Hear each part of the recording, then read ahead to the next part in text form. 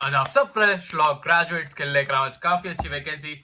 अगर ये वैकेंसी सिर्फ फ्रेशर्स के लिए होने वाली है तो आप इस वैकेंसी को बिल्कुल देख सकते हैं। साथ ही साथ इसमें काफी अलग अलग डिपार्टमेंट में अलग अलग वैकेंसीज निकाली गई हैं। तो अगर आप अपने फ्रेंड्स या फैमिली को सजेस्ट करना चाहे तो आप उन्हें वो वैकेंसीज भी सजेस्ट कर सकते हैं। ये वैकेंसी यूपीएससी के थ्रू निकाली गई है और ये वैकेंसी एपीयू की वैकेंसी होने वाली है, तो आप इसे बिल्कुल मिस आउट नहीं कर सकते। आगे चल के हम बात करेंगे कि इसमें क्या क्या क्राइटेरिया होने वाले हैं, कैसे ये आप इसे अप्लाई कर सकते हैं। तो इस वीडियो को लास्ट तक जरूर देखिएगा, क्योंकि जो भी इसका क्राइटेरिया और जो भी फाइलिंग का प्रोसेस है वो थोड़ा टफ होने वाला है। उसके बारे में आपको काफी अच्छे से एक्सप्लेन करूंगा, ये बताऊंगा कि आप इसको कैसे काफी अच्छे से भर सकते हैं और कौन कौन कैंडिडेट इस वैकेंसी को भरने के लिए एलिजिबल है। बट आगे बढ़ने से पहले हेलो, वेलकम और स्वागत है आप सबका मेरी एक नई वीडियो में, जिसमें लेकर आऊँ काफी अच्छी वैकेंसी। और ये वैकेंसी जैसे कि आप देख सकते हैं काफी अलग अलग डिपार्टमेंट में निकाली गई है। बट क्योंकि हम इस चैनल पे सिर्फ लॉ की वैकेंसीज ही कवर करते हैं, तो अभी हम सिर्फ लॉ वैकेंसीज को ही कवर करेंगे इसमें। बट आप मेरा दूसरा चैनल भी देख सकते हैं, उसमें मैं सारी लॉ वैकेंसी जो भी गवर्नमेंट जॉब निकलती हैं, जो कि अदर देन लॉ ग्रेजुएट्स या लॉयर से अलग भी जो भी वैकेंसीज होती हैं, जो 10th पास 12th पास वैकेंसीज होती हैं, वो भी मैं उस चैनल पर कवर करता हूँ। अगर आप चाहते हैं उस चैनल का लिंक, तो वो भी मैं डिस्क्रिप्शन में दे दूंगा, आप उसे भी चेकआउट जरूर करिएगा। अब आगे बढ़ते हैं और देखते हैं इस वैकेंसीज में आपको क्या क्या देखने को मिलने वाला है, कैसे आप इसको अप्लाई करेंगे और क्या क्या क्राइटेरिया होने वाले हैं। तो पहले हम बढ़ते हैं एक ऐसी वैकेंसी की तरफ जो कि जिसमें आपको थोड़ा लेवल ऑफ एक्सपीरियंस मांगा गया, और इसके दूसरी वाली जो वैकेंसी होने वाली है वो बिल्कुल फ्रेशर्स के लिए होने वाली है। तो पहली वैकेंसी आपकी होने वाली है असिस्टेंट लेजिस्लेटिव काउंसिल की, और ये हिंदी ब्रांच में निकाली गई है। आपकी ऑफिशियल लैंग्वेज में तो जो हिंदी कैंडिडेट्स हैं, जो हिंदी स्टूडेंट्स हैं, वो तो इस वैकेंसी को बिल्कुल भर ही दीजिएगा अगर आप इसके क्राइटेरिया को फुलफिल कर रहे हैं। तो अगर हम बात करें तो इसमें 4 वैकेंसीज निकाली गई हैं, अनरिजर्व के लिए 3 वैकेंसी और SC ST कैंडिडेट्स के लिए 1 वैकेंसी। अगर हम बात करें पे स्केल की, तो इसका लेवल 11 का पे स्केल होने वाला है, जो कि काफी अच्छा पे स्केल बन जाता है अपने आप में ही। तो ये आपका अप्रोक्सीमेटली आपका 70,000 से लेकर 1,20,000 रुपीज तक का आपका रेम्यूनरेशन या फिर सैलरी होने वाली है। तो आप इसको बिल्कुल मिस आउट मत करिएगा। अगर मैं बात करूं एज लिमिट की, तो अनरिजर्व कैटेगरी के लिए एज रिलैक्सेशन दी हुई है, एज लिमिट दे रखी है 40 इयर्स की। साथ ही साथ ST कैंडिडेट के लिए एज लिमिट दे रखी है 45 इयर्स की। तो आपको इसमें एज रिलैक्सेशन भी देखने को मिलने वाला है। अब बात कर लेते हैं एजुकेशन क्वालिफिकेशन की। तो हम पहले एजुकेशन क्वालिफिकेशन की बात करें तो यहाँ पे आपको पहला पॉइंट तो बहुत ही आपको सिंपल मिलने वाला है कि जो भी कैंडिडेट है उसने लॉ करी हुई होनी चाहिए। साथ ही साथ वो बार काउंसिल से एनरोल्ड भी होना चाहिए, और वो एक रिकॉग्नाइज्ड यूनिवर्सिटी से होना जरूरी हो जाता है, तभी वो इस वैकेंसी को अप्लाई कर सकता है, इसका एक पार्ट बन सकता है और इसके सारे भी जो भी क्राइटेरिया है उन्हें फुलफिल कर सकता है। बट इसमें काफी सारे आपको और भी अलग अलग पार्ट्स देखने को मिलने वाले हैं, क्योंकि इसमें एक ही क्राइटेरिया नहीं दे रखा है, इसमें और करके काफी सारे अलग अलग क्राइटेरियाज भी दे रखे हैं। तो पहले क्राइटेरिया में तो यही कहा गया है कि आप रिकॉग्नाइज्ड यूनिवर्सिटी से होने चाहिए, और साथ ही साथ आपको हिंदी लैंग्वेज में काफी अच्छा आपकी जो भी पकड़ है वो ज्यादा अच्छी होनी चाहिए, जिसमें आपको हिंदी बोलनी और लिखनी आनी जरूरी है। तभी आप इस वैकेंसी को अच्छे से अप्लाई कर पाएंगे और इसका एक पार्ट बन पाएंगे। अब अगर हम दूसरी वाली की बात करें तो दूसरे में ये कहा गया है कि जो भी कैंडिडेट रिकॉग्नाइज्ड यूनिवर्सिटी से है वो आपको इनरोल्ड होना चाहिए by the bar council of India. साथ ही साथ उसने कोई भी हिंदी सब्जेक्ट ले रखा हो अपनी सेकेंडरी स्कूल एग्जामिनेशन में, तभी वो आप इस वैकेंसी को अच्छे से अप्लाई कर पाओगे। अगर हम एक्सपीरियंस की बात करें तो अगर आप LLM होल्डर हैं, अगर आपने LLM कर रखी है, तो आपको इसमें प्रेफरेंस देखने को मिलने वाली है। साथ ही साथ आपके पास जो भी स्टेट जुडिशियल सर्विस का पीरियड आपका 5 इयर्स का होना चाहिए, मतलब आपके पास 5 इयर्स का वर्किंग एक्सपीरियंस इसमें मांगा गया है। तो अगर आपके पास 5 इयर्स का वर्किंग एक्सपीरियंस है, ये चाहे आपका किसी फील्ड में हो सकता है, लिटिगेशन में हो सकता है, या फिर आपने किसी भी फर्म के साथ काम करा हो, या फिर किसी कॉर्पोरेट फर्म के साथ काम करा हो, तब भी आप इस वैकेंसी को बिल्कुल अच्छे से भर पाओगे। आप इसमें ये मत सोचिएगा कि फ्रेशर्स के लिए मैंने बोला था तो इसमें फ्रेशर्स की नहीं होगी, आगे चल के मैं फ्रेशर्स वैकेंसी के बारे में भी बात करूंगा। अगर हम बात करें यहाँ पे, तो यहाँ पे आप देख सकते हैं सेंट्रल गवर्नमेंट के बारे में, सर्विस के बारे में भी बता रखा है कि अगर आपने वहां पे भी वर्क कर रखा है, 5 इयर्स का एक्सपीरियंस आपके पास वहां पे भी, तो भी आप इस वैकेंसी के लिए जा सकते हैं। तो आप यहाँ पे देखेंगे कि हर एक जो भी क्राइटेरिया है उसके बाद और लिखा हुआ है। तो और का मतलब ये हो जाता है कि ये सारे क्राइटेरिया में से अगर आप एक भी फुलफिल कर रहे हैं तो आप इस वैकेंसी को काफी अच्छे से अप्लाई कर पाओगे। तो इसमें आपको मिनिमम 5 ईयर्स से एक्सपीरियंस मांगा गया। इन्होंने काफी अलग अलग तरीके से आपको एक्सप्लेन करके बताया हुआ है कि आपके कौन कौन से एक्सपीरियंसेस काउंट कराए जाएंगे। तो इसमें बेसिकली मैं आपको एक सिंपल वे में बता दूं तो जो भी आपके पास एक्सपीरियंस है, चाहे वो लिटिगेशन का हो, कॉर्पोरेट फील्ड का हो, या फिर किसी भी आपके पास गवर्नमेंट फील्ड का हो, तो आपको बस 5 ईयर्स का एक्सपीरियंस अपना दिखाना होगा। साथ ही साथ ये एक्सपीरियंस दिखाने के लिए आपको अपना एक्सपीरियंस सर्टिफिकेट भी दिखाना होगा।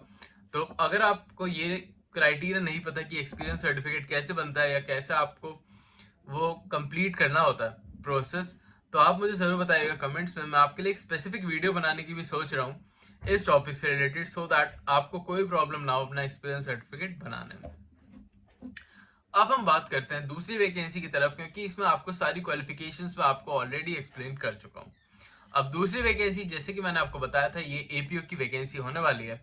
बट इसके बारे में बात करने से पहले मैं बताना चाहूंगा एक इंपॉर्टेंट डिटेल कि अगर अभी तक आपने हमारा चैनल सब्सक्राइब नहीं करा और बेल आइकन प्रेस आउट नहीं करा है, तो अभी जाओ और उसे सब्सक्राइब कर लो और बेल आइकन प्रेस आउट जरूर कर लेना, क्योंकि इस चैनल पर हम सारी वो वैकेंसीज को कवर करते हैं जो लॉयर्स के लिए निकाली जाती है। तो अगर आप भी एक लॉयर हैं जो कि गवर्नमेंट जॉब्स में जाना चाहते हैं या फिर चाहते हैं कि ऐसी वैकेंसी पाना जिसमें आपको काफी अच्छा पे स्केल मिले और वो गवर्नमेंट वैकेंसी हो, तो ये चैनल आपके लिए काफी ज्यादा हेल्पफुल हो सकता है। तो अभी जाओ और इस चैनल को सब्सक्राइब कर लो और बेल आइकन जरूर प्रेस आउट कर लेना, सो दैट आप अपडेटेड वीडियोस टाइमली बेसिस पे देख पाओ और उनकी डेट निकलने से पहले उन्हें अप्लाई कर दो। साथ ही साथ इस वीडियो को लाइक भी जरूर कर देना, उसमें बस 5 सेकंड लगते हैं आपके एक लाइक से, और आपको एक लाइक करने में 5 सेकंड लगेंगे और आपके एक लाइक से हमें काफी ज्यादा मोटिवेशन मिलेगी, सो दैट हम आपके लिए और भी अच्छी वीडियोस और भी अच्छी वैकेंसीज डेली बेसिस पे लेकर आते रहें। क्योंकि आपने भी देखा होगा, नोटिस किया होगा कि हम आपके लिए डेली बेसिस पे ऐसी काफी अच्छी वैकेंसीज लेकर आते रहते हैं। तो अभी जाओ और वीडियो को लाइक कर दो। अब बढ़ते हैं वैकेंसी की तरफ और यहाँ पे देखते हैं कि एपीओ की वैकेंसी के लिए आपको क्या क्या क्राइटेरिया देखने को मिलने वाला है। तो इसमें आपको काफी अच्छे नंबर्स में वैकेंसी देखने को मिल रही है, पहले ये देख लीजिए। इसमें आपको अनरिजर्व कैटेगरी के लिए 20 वैकेंसीज, ईडब्ल्यूएस कैंडिडेट के लिए 6 वैकेंसीज, ओबीसी कैंडिडेट के लिए 17 वैकेंसीज, एससी कैंडिडेट के लिए 90 और एसटी कैंडिडेट के लिए 4 वैकेंसीज देखने को मिल रही है। साथ ही साथ पीडब्ल्यूडी कैंडिडेट के लिए 5 वैकेंसीज और भी इंक्लूड करी गई हैं। तो ये आपकी काफी अच्छी वैकेंसीज बन जाती हैं। इसमें आपको ऑलमोस्ट 66 वैकेंसीज देखने को मिल रही हैं और 5 वैकेंसीज इंक्लूडेड आपको दी गई हैं फॉर द पीडब्ल्यूडी कैंडिडेट के लिए। तो ये आपके लिए बहुत ही अच्छा चांस बन सकता है एक ऐसी वैकेंसी का पार्ट बनना जिसमें आपको पे स्केल बहुत ही अच्छा देखने को मिले। तो इस वैकेंसी के लिए मैं आपको ज्यादा एक डीपली नॉलेज में बताऊं अगर आपको एक स्पेसिफिकली, तो इसमें आपको कोई भी एक्सपीरियंस की नीड नहीं है। जो भी कैंडिडेट जिसने बीएलएलबी या फिर एलएलबी करा हुआ और वो बार काउंसिल से एनरोल्ड है, वो इस वैकेंसी को बिल्कुल भर सकता है और इसका एक पार्ट टाइमली बेसिस पर बन सकता है। तो अभी जाओ इसे अप्लाई कर देना। एज लिमिट की बात करें तो आपकी एज लिमिट 30 इयर्स की रखी गई है for the unreserved and EWS candidate, 33 years for the OBCs और 35 इयर्स एससी एसटी कैंडिडेट के लिए और 40 years for the PWD candidate के लिए। पीडब्ल्यूडी कैंडिडेट के लिए 5 वैकेंसीज एक्स्ट्रा निकाली गई है, तो ये काफी अच्छी वैकेंसीज आपके लिए बन जाती हैं। अगर हम बात करें तो इसमें आपको लेवल 8 का पे स्केल देखने को मिलने वाला है, जो कि आपका ऑलमोस्ट 45,000 से लेकर आपका 95,000 रुपीज या फिर 1 लाख रुपीज तक भी हो सकता है। तो ये काफी अच्छा अमाउंट बन जाता है स्पेशली फ्रेशर्स के लिए। तो आप अभी जाओ और इस वैकेंसी को अभी भर देना। और साथ ही साथ यहाँ पे आप देखोगे कि यहाँ पे आपको काफी अच्छा एक्सपीरियंस भी देखने को मिलने वाला है। अगर आपके जो भी वैकेंसीज है, ड्यूटी आपकी क्या होगी, तो ड्यूटी आपको एज अ दिल्ली में आपकी पोस्टिंग कराई जाएगी और आपको वर्क करना होगा एज अ एपीओ। तो ये आपकी काफी अच्छी वैकेंसी साथ में देखने को मिलने वाली है। अब कुछ इंपॉर्टेंट पॉइंट्स के बारे में बात कर लेते हैं। तो ये इंपॉर्टेंट पॉइंट्स होने वाले हैं कि इसमें आपको ऑनलाइन रिक्रूटमेंट आपकी आज से स्टार्ट होने वाली है 12 अप्रैल 2025 से, और ये आपकी 1/5/2025 तक चलने वाली है। बट मैं आपको ये सजेस्ट करूंगा कि आप ये वैकेंसी टाइमली बेसिस पर भर दें, जल्दी से जल्दी जितना पॉसिबल हो सके, क्योंकि अगर आप इसे थोड़ा भी लेट करते हैं तो हो सकता है ये वैकेंसी जल्दी ही कैंसिल आउट हो जाए या फिल आउट हो जाए, क्योंकि ऐसी वैकेंसीज बहुत ही जल्दी फिल हो जाती हैं और इनका फॉर्म को जल्दी से जल्दी बंद कर दिया जाता है। तो इसको अभी जाओ और अभी भर देना। अब हम बात कर लेते हैं आपकी एप्लीकेशन फीस के बारे में। तो एप्लीकेशन फीस के बारे में हम बात करें तो यहाँ पे एप्लीकेशन फीस भी बहुत ही मिनिमल रखी गई है, जो जिसमें आपको 25 रुपीज की फीस देखने को मिलने वाली है। तो आपको 25 रुपीज की फीस पे करनी होगी एज एप्लीकेशन फीस, और आप इस वैकेंसी का पार्ट बन जाओगे। साथ ही साथ SC ST और PWD कैंडिडेट और वुमेन कैंडिडेट्स के लिए ये फ्री रखी गई है, तो इसमें कोई भी एप्लीकेशन फीस आपको पे करनी ही नहीं पड़ेगी। तो आप अभी जाओ और इस वैकेंसी को बिल्कुल अच्छे से पे कर दो और इसको भर देना। अब आप इसे भरोगे कैसे, इसके बारे में बात कर लेते हैं। तो आपको इनकी ऑफिशियल वेबसाइट पर जाना होगा और डायरेक्टली बेसिस पे आप इसे भर पाओगे, जिसका लिंक मैं आपको डिस्क्रिप्शन में दे दूंगा, जहां पे जाके आप इसे भर सकते हो।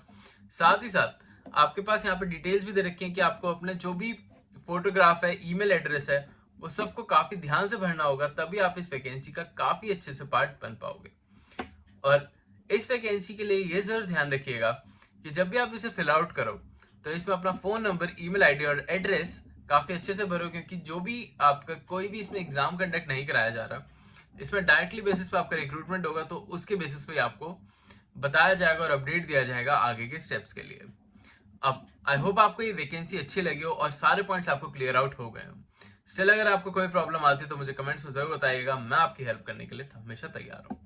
आई होप अभी के लिए चलता हूँ, मिलता हूँ कल आपसे फिर से एक नई जॉब, नई वैकेंसी और नई अपॉर्चुनिटी के साथ। तब तक आप हमारी प्लेलिस्ट भी चेकआउट कर सकते हैं, जिसमें जनवरी, फरवरी, मार्च की सारी वो वैकेंसीज हैं जो कि आप चेकआउट कर सकते हैं, जिनकी डेट अभी पेंडिंग है। आप उन्हें जाइए और चेकआउट करिए। अभी के लिए चलता हूँ, मिलता हूँ कल आपसे फिर से एक नई वैकेंसी में। अभी के लिए बाय।